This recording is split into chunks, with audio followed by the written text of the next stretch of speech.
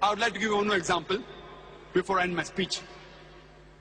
That for the past few months, those people who belong to the Indian subcontinent, and now it has spread internationally, you know of the issue of Sania Mirza. Have you heard of Sania Mirza? Wow, wow, mashallah. See, everyone knows. Why? Because of the media. Everyone knows of Sania Mirza. Why? Because of the media. And the media gave her publicity. You know why? Why? Because she was a Muslim. Not only because she was a Muslim, because she was a Muslim and wearing clothes, skirts and shorts. It happened so that last issue of Time magazine, I think it was the last week of September or the first week of October 2005, she came on front page, Sania Mirza front page, wearing a skirt and playing tennis. Why? You know why? All of us know. For the past couple of months, the media was giving a hype. The fatwa was there that what clothes she is wearing, the mini skirts, is haram. It is prohibited. And there's a big hue and cry. All the media, all the television channels going to Muslim ulamas and scholars, is it right or wrong? And most of them saying haram, haram, haram, and blowing it out of proportion. This is what the media does. It uses information and the way it presents it. So non-Muslim will think, what kind of a religion is this? There is a sportswoman and the religion is trying to stop her. What is there in Islam is haq, we can't change it. What is wrong is wrong. But how do you convey the message is important. Allah says in Surah Nahl, chapter number 16, verse number 125, "Udu ila sabili rabbika bil hikmah wal mau'izati al hasana wajadilhum billati hasan." Invite all to the way of thy Lord with wisdom and beautiful preaching, and argue with them and reason with them in the ways that are best and most gracious. When I was given the opportunity, I normally don't speak to the media. I've got my own reasons with the normal media, and I'll tell you why later on. I'll tell you why later on. But we normally have a weekly gathering in Bombay where I handle question and answer session. There are a few hundred people who gather there. And then this question was asked to me, and I told them that you should know how to reply to the media. My first question to the international media is that why are you going and asking the Muslim ulama, the Muslim shuyukh, the Muslim scholars, whether the clothes Sania Mirza is wearing is right or wrong? She is only 34th seed. How much? 34th seed. Why don't you go and ask the Christian priest about Serena Williams? Serena Williams is seed number 1. Why don't you go and ask the Christian priest that what clothes Serena Williams is wearing is right or wrong? Why don't you ask? Why don't you go and ask the Pope in Vatican that the clothes Serena Williams and most of the people above Sania Mirza, 33, majority are Christians. Why don't you go and ask the Christian priest and the Pope the clothes she's wearing is right or wrong? If you read the Christian Bible, the Bible says in the book of Deuteronomy, chapter number 22, verse number 5, the woman shall not wear clothes that which pertain to a man, and a man shall not wear woman's clothes. All those who do that are an abomination to the Lord. It's mentioned in the 1 Timothy chapter number 2, verse number 9, that the woman should be dressed up modestly, with sobriety. They should not wear braided hair, or gold, or pearls, or costly array. A Christian woman is supposed to be covered. You see the example of the nuns. How are the nuns? The nuns are dressed up by the Muslimah. If you have seen the photograph of Mother Mary, may Allah be pleased with her, she's completely covered from head to toe. Only her face and hands up, the rest is seen. You go and ask the Pope or the Christian priest, if a nun takes out her hijab and if she plays tennis in the skirts, what fatwa will you give? What opinion will you give? For us, every Muslimah, every Muslim woman is as pious as the nuns according to them. They are modest. We should know how to reply to the media. There were two groups amongst the Muslims. Most of the ulamas and shuyukhs, they said it is wrong. Couple of them, they give the fatwa right from where I don't know. But the so-called modern Muslim, inverted commas, you know what they said? In sports, why should Islam come in between? One Muslim politician said that these shuyukhs, these ulamas, they don't know about sports, so they should keep their mouth shut. I am telling this politician, if he does not know Islam, he should keep his mouth shut. There were Hindu politicians who said that Sania Mirza is the pride of our country. Any Indian who speaks against Sania Mirza is a Deshdrohi, is unpatriotic statements.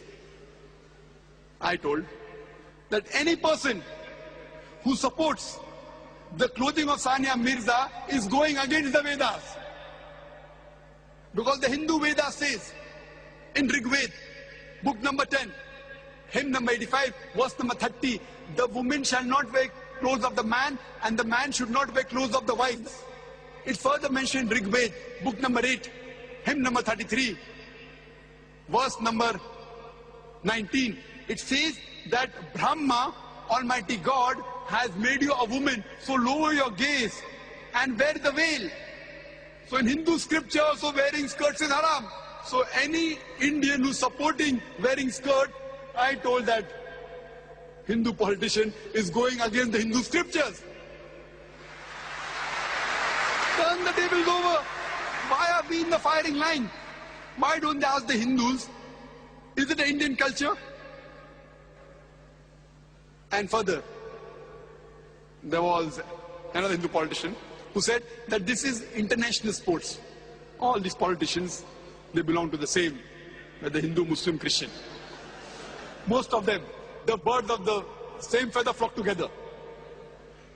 You know what did the Hindu politician, they said, it is an international sport. So you should maintain the dress code of the international sports. And people don't know that the clothes she wears, it improves the performance. I say, okay, I agree with you. We have to agree that the clothes that they prescribe, maybe the performance will be better. How much? 0.5%? 1%? Agree. Don't argue. But if we see in history, 20 years back, 25 years back, 15 years back, when women wore dresses while playing sports like badminton, they wore full dresses. Even today in Iran, women are wearing full dresses, wearing scarves and playing. Even if I agree with you that the performance is better wearing shorts, I'm asking the Hindu politician, tomorrow if beach volleyball becomes an international sport, will you send your daughter, will she wear bikinis? Tomorrow if beach volleyball becomes an international sport, so will you send your daughter wearing a bikini to play beach volleyball? Will the Indian culture give you permission? And we have to agree that in swimming, people wear less clothes so that they can perform better. That way the gents only wear a brief and the women they wear a bikini. But you have to understand and agree that if you wear no clothes, you will get the best performance. So will you prescribe the woman to swim nude? Why the double standards? You say, no, that is immodest. So your modesty level is here, our modesty level is here. Where is the cutoff point is important. What is modest for you is not modest for me. So why don't you prescribe that in swimming, the men and the women, they should swim nude? It will improve the performance, but no. They have the modesty level. So we should know how to reply and turn the tables over. Unfortunately, we are like sitting ducks. We have made ourselves a laughing stock in the media. Coming to the question, how should the ulamas reply? I am not against the ulamas because they aren't trained in the media. Normally, if someone asks me the Islamic viewpoint, what does Islam say about Sania Mirza being a sportswoman and she's wearing such clothes? Is it right or is it wrong? My reply would be, before I speak about Sania Mirza, I would like to tell you that there are Muslim gents who play cricket in Indian teams and the other teams. Many of them don't offer salah. Sahih Muslim says in the book of Salah that the difference between Iman and Kufr is salah. Salah is the most important pillar after Tawheed. Very important. The biggest sin after Shirk is not offering salah.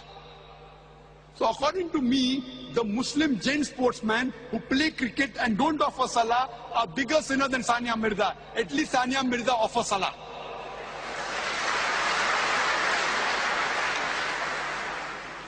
The Muslim actors and actresses, they do shirk on the screen, they are bigger sinners. I'm not trying to defend Sania Mirza. I have to agree, the clothes Sania Mirza is wearing is against Islam. It is haram. But before I say this, I'm diluting the effect. This is hikmah. I'm diluting. The moment I say Christianity is against it, the effect is diluted. Hinduism is against it, the effect is diluted. Judaism is against it, the effect is diluted. I'm speaking about swimming. I'm speaking about cricket. But then I give the answer, it is haram. It goes down their throat very well. Otherwise, they cannot digest it. I'm saying that fine, at least Sania Mirza is offering salah. She is a lesser sinner than those Muslim cricketers who don't offer salah. Full day cricket, 5-day cricket without salah. Allah has given her hidayah to offer salah. Maybe tomorrow she will wear proper Islamic clothes, inshallah.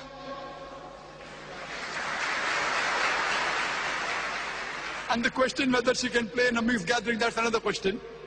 That doesn't mean I'm giving a fatwa, what she's doing is right. But we Muslims should know how to turn the tables over, how to give a reply with hikmah. The moment you give this reply, the whole thing is tuned down. Unfortunately, we make a laughing stock of ourselves in front of the media. Normally, I don't give my interviews in front of media. Why? Suppose I'm giving an answer of 5 minutes. Most of the time, they purposely edit it and give a different picture of my answer. Sometimes, due to lack of time, they shorten it, and in ignorance, they give a different answer. So either they do it purposely most of the time, so that if my answer is effective, they will cut it and edit it, and the whole answer will seem to be something else. Or, out of ignorance, while making it short, the answer seems to be different. That's the reason I purposely avoid, though I get calls from various media, from various international media to give interviews and all, I avoid most of the time. Inshallah, when we have our own channel, then we can have the correct picture. We can give them copies of our tape. You want to show? Show this. If you edit it, the full version is there on our channel, inshallah.